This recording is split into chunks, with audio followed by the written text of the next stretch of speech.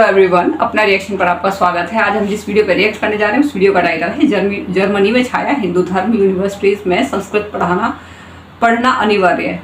ठीक है, तो जो वीडियो है ये काफ़ी इंटरेस्टिंग है और इन्फॉर्मेटिव भी लग रही है। अगर आप न्यू है चैनल पे, चैनल को सब्सक्राइब कर दीजिए, लाइक कर दीजिए, शेयर जरूर कर दीजिएगा और आप इस चैनल पर जाकर ओरिजिनल वीडियो देख लीजिएगा। तो चैनल का नाम है द साइंटिफिक हिंदू। काफ़ी अच्छी वीडियो बनाते हैं ये। ठीक है, तो वीडियो को शुरू करते हैं और हमारे चैनल को सब्सक्राइब करके हमें सपोर्ट जरूर कीजिएगा। तो वीडियो को शुरू करते हैं।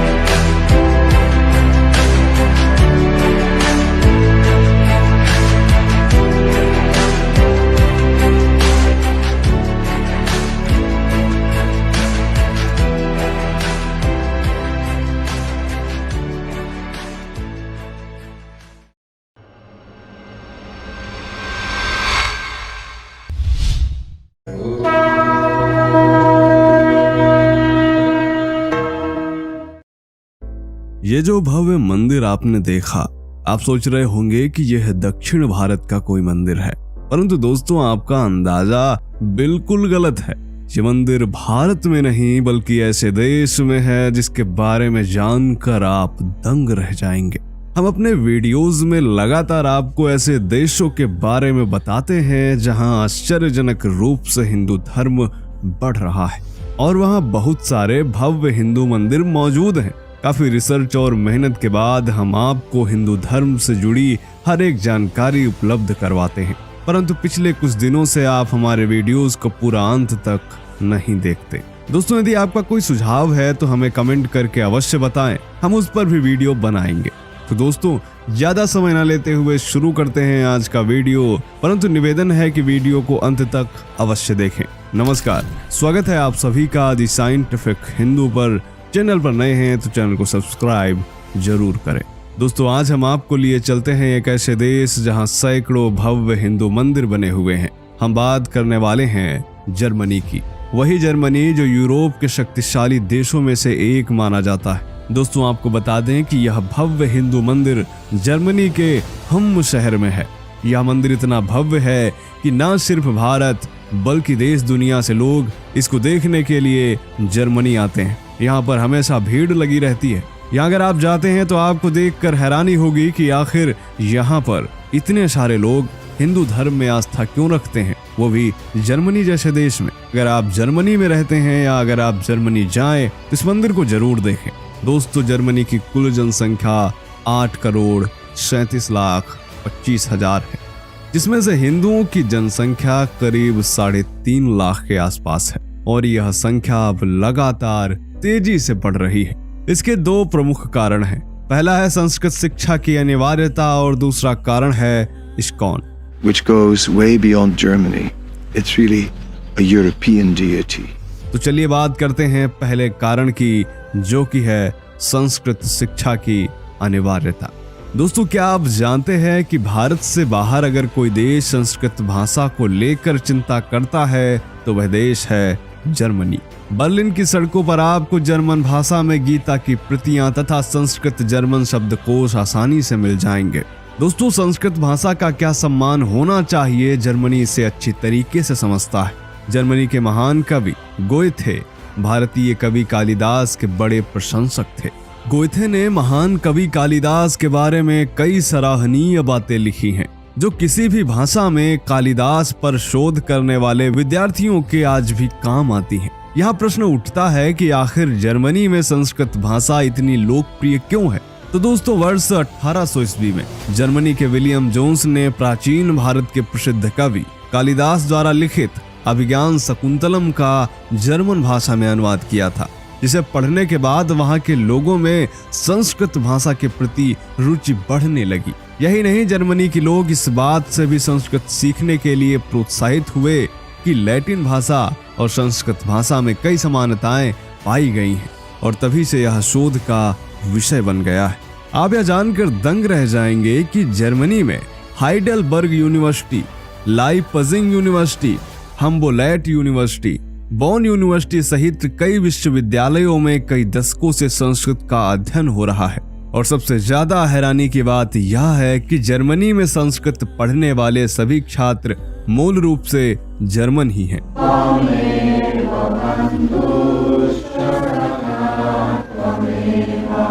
हाल के वर्षों में यहाँ हिंदी शिक्षा पर भी बल दिया जा रहा है।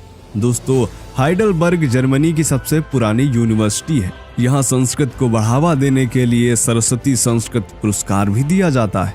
इतिहास की बात करें तो 350 से 290 ईसा पूर्व ग्रीस के दूत मेगास्थनीज भारत आए और मौर्य साम्राज्य के संस्थापक चंद्रगुप्त से उनकी मुलाकात हुई।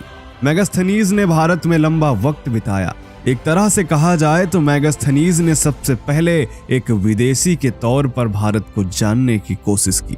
उसने यहाँ की संस्कृति और भाषा का गहनता से अध्ययन किया, जिसके बाद भारत को जानने की जिज्ञासा कई लोगों के मन में उठने लगी। 18वीं शताब्दी में यूरोप और भारत का संपर्क हुआ। ब्रिटिश साम्राज्य के दौरान पश्चिमी दुनिया को भारत के बारे में काफी कुछ पता चला। रूमानी जर्मन दार्शनिक योहानन गोरफ्रीड हेर्डर ने सबसे पहले यह विचार व्यक्त किया कि भारत दुनिया की सभी सभ्यताओं का उद्गम स्थल है, और इसका जिक्र उसने अपनी इस किताब में किया है। वर्ष 1850 से 1870 के बीच भारत में रुचि रखने वाले जर्मन विद्वानों ने संस्कृत सीख ली और इसके बाद हिंदू धर्म के पुराने ग्रंथों का जर्मन भाषा में अनुवाद होने लगा। और इसके बाद पश्चिमी दुनिया को भारत की एक अलग तस्वीर दिखाई पड़ी। उन्हें अच्छी तरीके से समझ आया कि भारत कई शताब्दियों पहले से साहित्य, कला, संगीत, विज्ञान और चिकित्सा के मामले में पश्चिमी दुनिया से बहुत आगे है। वर्ष 1939 में जर्मनी के होहलनस्टाइन स्टैडल में 40,000 वर्ष पुरानी भगवान नरसिंह की मूर्ति मिली थी। यह मूर्ति इंसानों की तरह दिखने वाले शेर की है, जिसकी लंबाई 1.5 फुट के आसपास है। ये मूर्ति खंडित अवस्था में मिली थी, जिसे 1997 से 98 के दौरान कुछ लोगों के द्वारा जोड़ा गया और वर्ष 2015 में इसे म्यूजियम में रख दिया गया था। अब आते हैं दूसरे नंबर पर, जो कि है जर्मनी में इस्कॉन का प्रभाव। दोस्तों, 70 के दशक में जर्मनी में इस्कॉन पहुंचा था।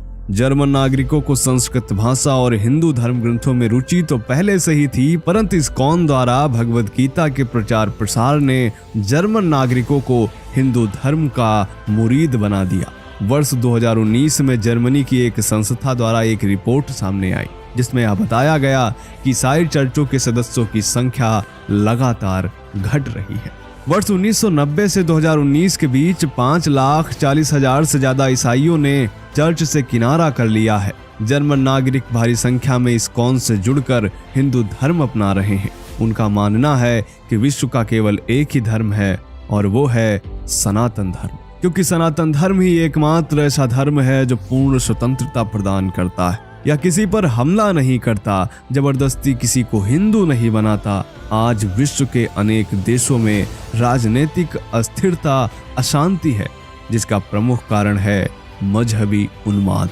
इसलिए यदि विश्व में शांति कायम करना है तो इसका एकमात्र विकल्प है सनातन धर्म। दोस्तों, शुरुआत में जो मंदिर हमने दिखाया था, ऐसे बहुत सारे मंदिर जर्मनी में बने हुए हैं। इसके अलावा इस्कॉन द्वारा कई नए मंदिर और भी बनाए गए हैं। तो दोस्तों, यह वीडियो आपको कैसा लगा कमेंट करके बताएं। ऐसी ही जानकारी और पाना चाहते हैं तो चैनल को सब्सक्राइब करना ना भूलें।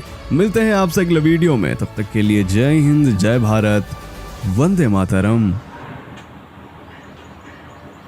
तो वीडियो यहाँ पर कंप्लीट हो गई और जो वीडियो का टाइटल है जर्मनी में छाया हिंदू धर्म, तो वहाँ पे जैसे अब वीडियो वहाँ पे बताया गया है कि जर्मनी में बहुत ज़्यादा हिंदू धर्म बढ़ता जा रहा है। 2 रीज़न है। सबसे पहले एक तो है आपका वहाँ पर इस्कॉन टेम्पल, वहाँ पे इस्कॉन टेम्पल में मतलब उन लोगों की संख्या बढ़ती जा रही है। दूसरा है वहाँ पे संस्कृत, ठीक है। और संस्कृत के बारे में बताया है कि वहाँ पे संस्कृत लोगों को पढ़ाई जाती है, वहाँ पे यूनिवर्सिटी है बाकायदा। यहाँ पे तो मैंने बच्चों के मुँह से कभी सुनती हूँ तो कहते हैं यूजलेस, मतलब टीचर्स भी इस तरीके से बोलते हैं, तो बड़ा ही गुस्सा भी आता है। और क्या बोले, मतलब इस तरीके से या तो ये बोल सकते हैं कि गवर्नमेंट का कोई रोल नहीं है, बिल्कुल कोई प्रोत्साहन नहीं है। अदरवाइज इस तरीके से शब्द जब सुनने को मिलते हैं तो बड़ा ही दुख होता है, ठीक है। तो संस्कृत का हमारे देश में इस चीज़ के ऊपर काम करना चाहिए, क्योंकि ये हमारे ऋषि मुनियों की दी हुई, हमारी पूर्वजों द्वारा दी गई धरोहर है ये। और ये 8,000 10,000 साल पुरानी लैंग्वेज है। जिस वक्त दुनिया में कुछ भी नहीं था उस वक्त ये लैंग्वेज थी, ठीक है। लेकिन इसकी महत्वता कौन समझता है? विदेशी, बाहर के लोग समझते हैं, क्योंकि उनको पता है। इंडियंस नहीं समझते। इंडियंस पता नहीं कब समझेंगे, ये जब पूरी तरीके से बर्बाद हो जाएंगे तब समझेंगे, पता नहीं, इनका भगवान ही मालिक है, ठीक है। अब वहाँ पे जैसे बताया है कि वहाँ पे स्कूलों में संस्कृत पढ़ाई जाती है। वो जाप कर रही थी उसका, त्वमेव माता च पिता त्वमेव त्वमेव बंधु च सखा त्वमेव त्वमेव विद्या द्रढ़म त्वमेव सर्वम मम देव देव। कुछ हो सकता है कुछ मिस्टेक हुई हो मुझे। तो ये इस तरीके के वहाँ पे संस्कृत में जाप किए जाते हैं। और बताते हैं कि वहाँ के जो चंद्रगुप्त मौर्य के टाइम पर आए थे इंडिया में, और यहाँ के कल्चर को देखा, यहाँ पे संस्कृति को देखा, नोटिस किया कि किस तरीके से लोग रहते हैं, क्या है यहाँ पे, किस तरीके से यहाँ पे एजुकेशन है, कि सारी चीज़ें उन्होंने देखी। फिर यहाँ संस्कृत लैंग्वेज सीखी, उसके बाद में अपने देश में गए।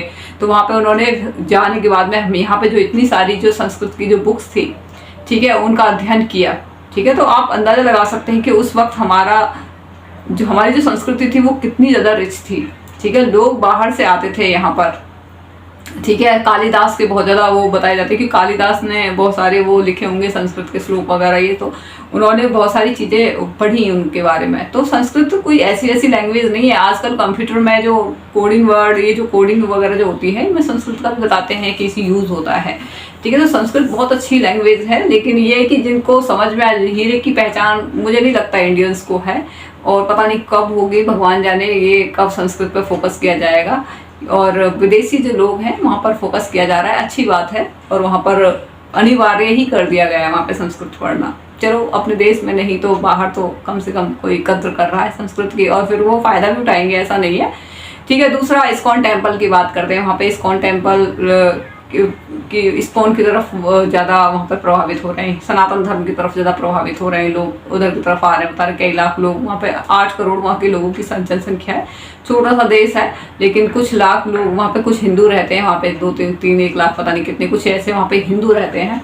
और वहाँ के जो जर्मनी के लोग हैं वो भी इस्कॉन की तरफ वो हो रहे हैं, क्योंकि वो क्या है कि आपको पता है कि सनातन धर्म किसी को मार काट करना सिखाता नहीं है।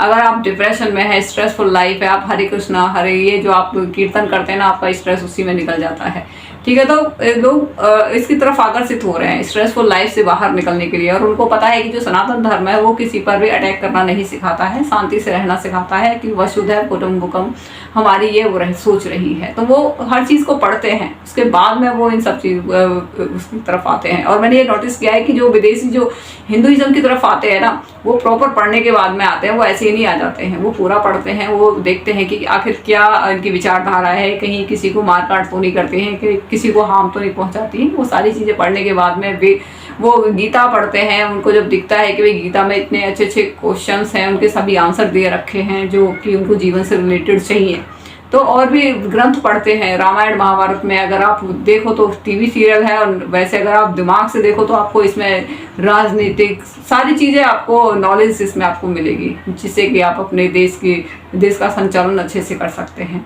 अगर आप उनमें से सीखना चाहें तो, क्योंकि डिपेंड करता है कि आप किस तरीके का सोचते हैं।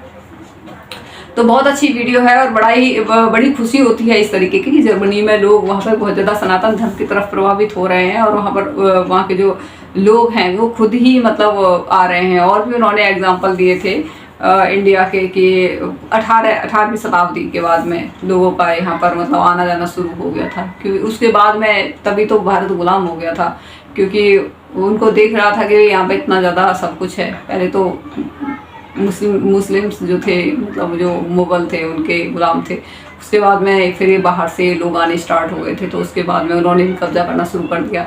तो बहुत ही ज़्यादा यहाँ पे पैसे की कमी नहीं थी, किसी चीज़ की कमी नहीं थी। जब बिल्कुल सब कुछ ख़त्म हो गया तो वो अपना चले गए लेके सारा कुछ। जब GDP अपना 1% पता नहीं कितनी थी, क्या थी, सब कुछ ख़त्म हो गया था, तब वो यहाँ से चले गए थे। तो बहुत ही बुरी हालत में हमें छोड़ के वो चले गए थे।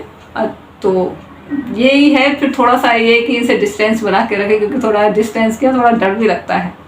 पर खुशी इस चीज़ की होती है कि इनके लोगों के अंदर इतनी अवेयरनेस आ रही है, और वो जो है हिंदुइज्म की तरफ आकर्षित हो रहे हैं, और जो है हमारे धर्म का भी प्रचार कर रहे हैं। तो बड़ा ही अच्छा लगता है। तो आप बताइएगा हमारा रिएक्शन आपको कैसा लगा। अगर आपको ये वीडियो पसंद आई हो तो आप इस चैनल को सब्सक्राइब कर दीजिएगा, लाइक कर दीजिएगा, शेयर जरूर कर दीजिएगा। जय श्री राम।